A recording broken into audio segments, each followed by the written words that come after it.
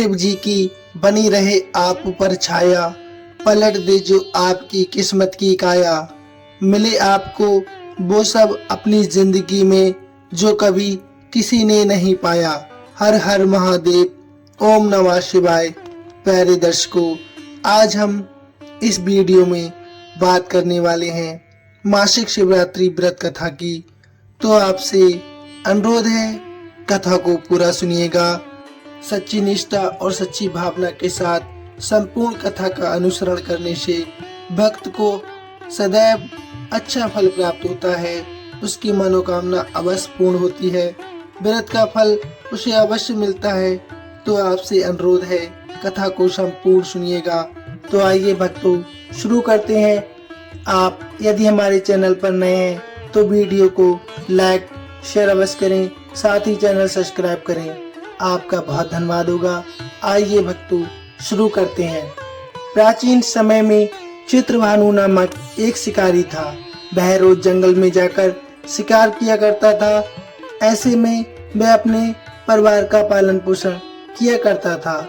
चित्रभानु उसी नगर में रहता था जिस नगर से एक साहूकार से उसने कर्ज लिया था और आर्थिक तंगी के कारण वह कर्ज नहीं चुका पाया था। एक दिन साहूकार ने गुस्से में आकर चित्रभानु को शिव मठ में बंदी बना लिया। संयोग से उसी दिन मासिक शिवरात्रि थी। मासिक शिवरात्रि के कारण शिव मंदिर में भजन और कीर्तन हो रहे थे, जिसका बंदी शिकारी चित्रभानु ने पूरी रात आनंद लिया। अगली सुबह साहूकार ने शिकारी को अपने पास बुलाया और कर्ज चुकाने के लिए कहा, जिसके बाद शिकारी चित्रभानु ने कहा, सेठ जी, मैं कल तक आपका पूरा कर्ज चुका दूंगा। शिकारी के वचन को सुनकर सेठ जी ने उसे छोड़ दिया। सेठ से आजाद होकर शिकारी शिकार के लिए जंगल में गया, किंतु पूरी रात बंदी गृह में भूखा प्यासा होने के कारण वह थक गया था और शिकार की खोज में जंगल में बहुत दूर आ चुका था, जहाँ से उसे लौटने में सूर्यास्त होने लगा था। जिसके बाद उसने सोचा, क्यों न रात जंगल में ही बितानी पड़े। ऊपर से कोई शिकार भी नहीं मिला था जिसे बेचकर वह सेठ जी का कर्ज चुका सके। ये सोचते सोचते वह एक तालाब के पास पहुंच गया। भरपेट पानी पीकर सुस्ताने लगा और एक बेल के पेड़ पर चढ़ गया, जो उसी तालाब के किनारे पर था। उसी पेड़ के नीचे एक शिवलिंग था, जो पत्तियों से ढके होने के कारण दिखाई नहीं दे रहा था। कर्ज चुकाने और परिवार के लिए खाना लाने की चिंता में व्याकुल शिकारी चित्रभानु पेड़ पर बैठे बैठे बेलपत्र को तोड़ तोड़कर नीचे गिराया जा रहा था।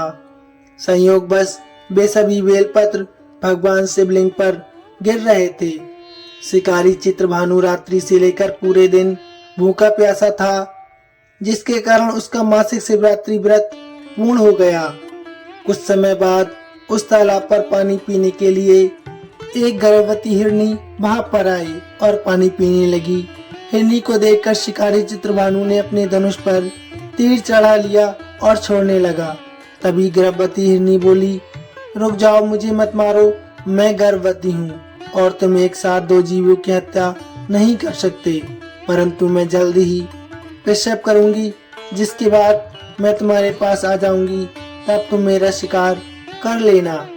उस हिरनी की बातों को सुनकर चित्रभानु ने अपने धनुष को नीचे कर लिया और हिरनी वहां से चली गई। इस दौरान जब शिकारी ने अपने धनुष की प्रत्यंचा चढ़ाई और ढीली करी तो कुछ बेलपत्र टूटकर शिवलिंग के ऊपर गिर गए, जिसके कारण शिकारी के हाथों से प्रथम पहर की पूजा पूर्ण हो गई। कुछ समय बाद दूसरी हिरनी झाड़ियों से निकली, जिसे देखकर शिकारी के खुशी का ठिकाना ही नहीं रहा। चित्रभानु ने उस हिरनी का शिकार करने के लिए फिर से धनुष उठाया और तीर छोड़ने लगा। तभी हिरनी बोली, हे शिकारी, आप मुझे मत मारो, मैं अभी ऋतु से निकली हूँ और अपने पति से बिछड़ गई हूँ। उसी को ढूंढती हुई मैं यहाँ तक आ पहुँची हूँ। मैं अपने पति से भेंट कर लूँ, उसके बाद तुम मेरा शिकार कर लेना। ये कहकर वह हिरनी वहां से चली गई। इस दौरान शिकारी चित्रभानु 2 बार अपना शिकार खो दिया था। जिसके कारण वह बहुत चिंता में पड़ गया। उसे सेठ जी का ऋण चुकाने की भी चिंता हो रही थी। जब शिकारी ने दूसरी बार हिरनी का शिकार करने के लिए धनुष पर प्रत्यंचा चढ़ाई तो फिर से कुछ बेलपत्र धनुष के टकराने के कारण टूटकर शिवलिंग के ऊपर गिर गए। इस प्रकार दूसरे पहर की भी पूजा संपन्न हो गई। ऐसे में अर्धरात्रि बीत चुकी थी। कुछ समय बाद एक हिरनी अपने बच्चों के साथ तालाब पर पानी पीने के लिए आई। इस बार चित्रभानु ने बिना देर किए धनुष पर प्रत्यंचा चढ़ाई और तीर छोड़ने लगा।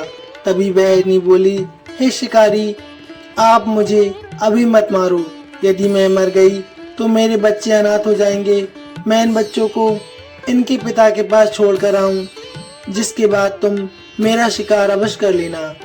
उस हिरनी की बात को सुनकर चित्रभानु जोर से हंसने लगा और कहने लगा, सामने आए शिकार को कैसे छोड़ सकता हूँ? मैं इतना बड़ा मूर्ख नहीं हूँ। 2 बार मैंने अपना शिकार खो दिया है, अब तीसरी बार नहीं खोना चाहता हूँ। शिकारी की बात सुन हिरनी बोली, हे शिकारी, जिस प्रकार तुम्हें अपने बच्चों की चिंता सता रही है, उसी प्रकार मुझे अपने बच्चों की भी चिंता हो रही है। मैंने इनके पिता के पास छोड़कर वापस अवश्य आ जाऊंगी, जिसके बाद तुम मेरा शिकार कर लेना। मेरा विश्वास करो। हिरनी की बात सुनकर शिकारी को दया आ गई और उसे जाने दिया। इसी प्रकार शिकारी के हाथों से तीसरे पहर की पूजा भी हो गई। कुछ समय बाद एक मृग वहां पर आया। उसे देखकर चित्रभानु ने फिर से अपना तीर धनुष उठाया और शिकार की ओर छोड़ने लगा। तभी मृग ने बड़ी विनम्रता के साथ बोला, हे शिकारी, यदि तुमने मेरे 3 पत्नियों और छोटे बच्चों को मार दिया है तो मुझे भी मार दो, क्योंकि उनके बिना मेरा इस दुनिया में कोई नहीं है। यदि तुमने उनको नहीं मारा है तो मुझे भी जाने दो, क्योंकि मैं उन 3 हिरनियों का पति हूँ और वो मेरी ही तलाश कर रही हैं। यदि मैं उन्हें नहीं मिला तो वे सभी मर जाएंगे। मैं उन सभी से मिलने के बाद तुम्हारे पास आ जाऊंगा, जिसके बाद तुम मेरा शिकार कर सकते हो। उस मृग की बात सुनकर शिकारी को पूरी रात का घटना चक्र समझ आ गया। मृग ने शिकारी को कहा, मेरी 3 पत्नियां जिस प्रकार प्रण करके गई हैं, उसी प्रकार वो वापस आ जाएंगी, क्योंकि वह तीनों अपने वचन की बहुत पक्की हैं। और यदि मेरी मृत्यु हो गई तो वह तीनों अपने धर्म का पालन नहीं कर पाएंगी। मैं अपने पूरे परिवार के साथ शीघ्र ही तुम्हारे सामने आ जाऊंगा। कृपा करके मुझे अभी जाने दो। शिकारी चित्रभानु ने उस मृग को भी जाने दिया और इस प्रकार बार बार धनुष उठाने और नीचे रखने में बेलपत्र गिरने के कारण अनजाने में उस शिकारी से भगवान शिव जी की पूजा संपन्न हो गई, जिसके बाद शिकारी का हृदय बिल्कुल बदल गया और उसके मन में भक्ति की भावना उत्पन्न हो गई। कुछ समय बाद मृग अपने पूरे परिवार अर्थात 3 हिरनी और बच्चों के साथ उसी शिकारी के पास आ गया और कहा, अब अपनी प्रतिज्ञा अनुसार यहाँ हम आ गए हैं। हे शिकारी, अब आप हमारा शिकार कर सकते हैं।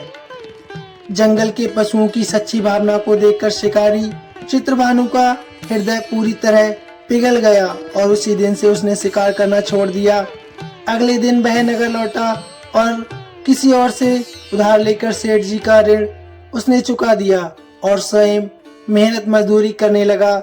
जब शिकारी चित्रभानु की मृत्यु हुई तो उसे यमदूत लेने आए, किंतु शिवदूतों ने उसे भगा दिया और उसे शिवलोक ले गए। इस प्रकार उस शिकारी को मोक्ष की प्राप्ति जाने अनजाने में किए गए व्रत से हो गई। तो भक्तों, यदि हम सच्ची निष्ठा और सच्ची भावना से मासिक शिवरात्रि का व्रत करेंगे और कथा का स्मरण करेंगे तो हमारे समस्त पापों का नाश होगा।